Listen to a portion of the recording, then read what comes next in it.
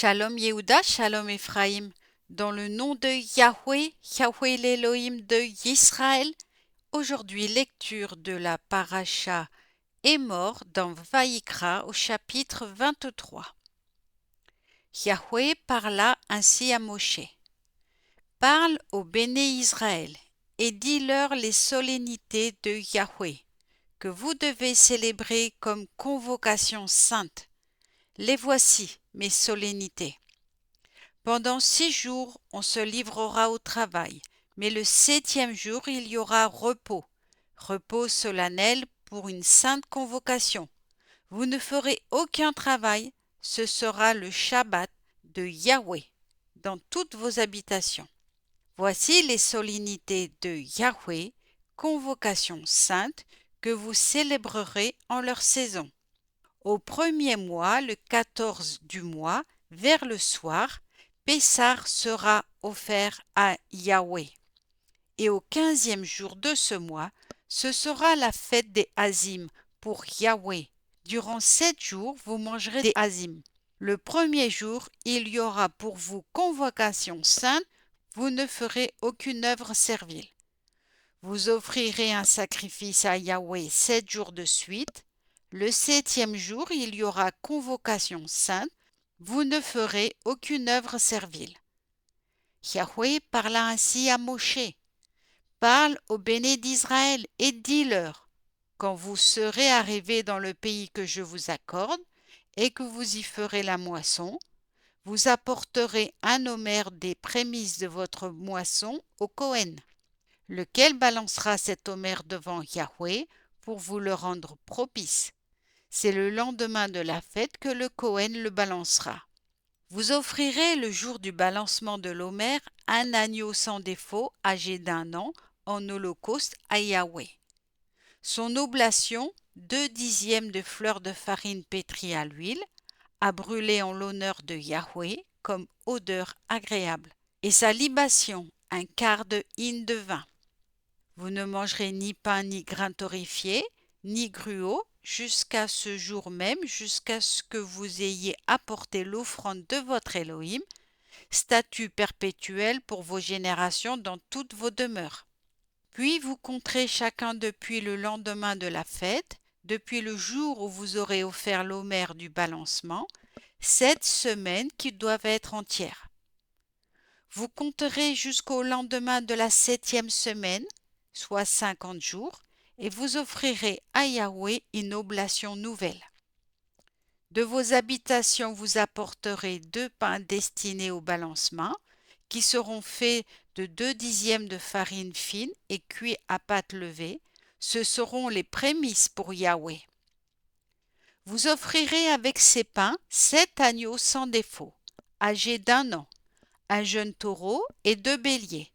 Ils formeront un holocauste pour Yahweh avec leur oblation et leur libation, sacrifice d'une odeur agréable à Yahweh.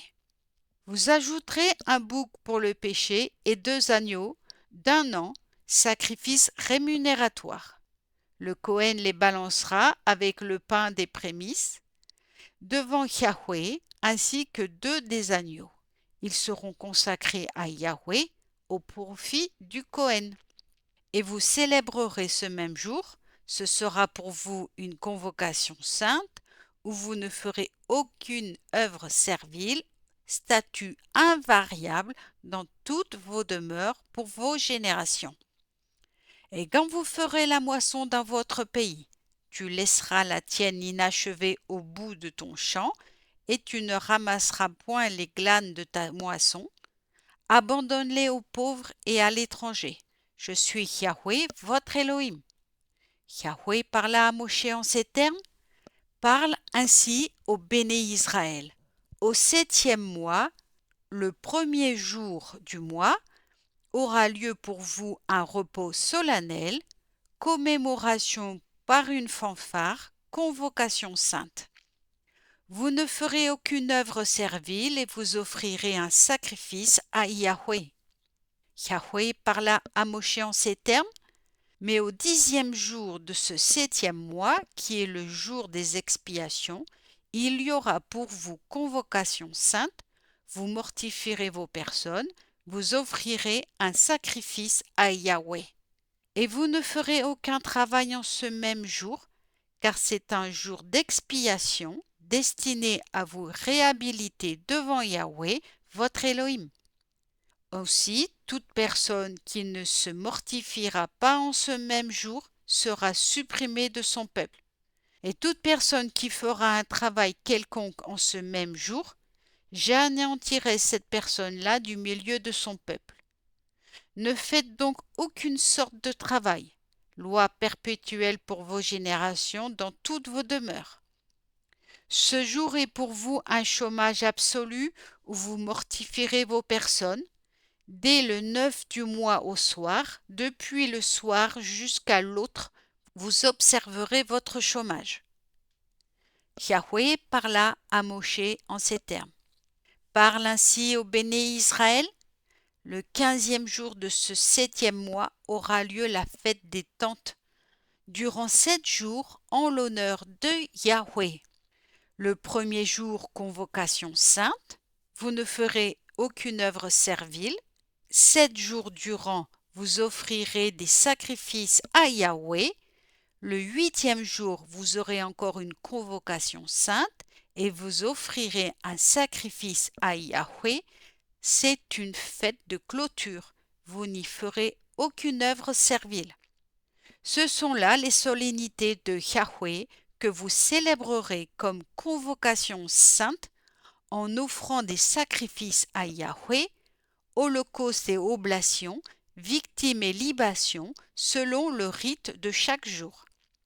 Indépendamment des Shabbats de Yahweh, indépendamment aussi de vos dons et de toutes vos offrandes, votives ou volontaires, dont vous ferez hommage à Yahweh.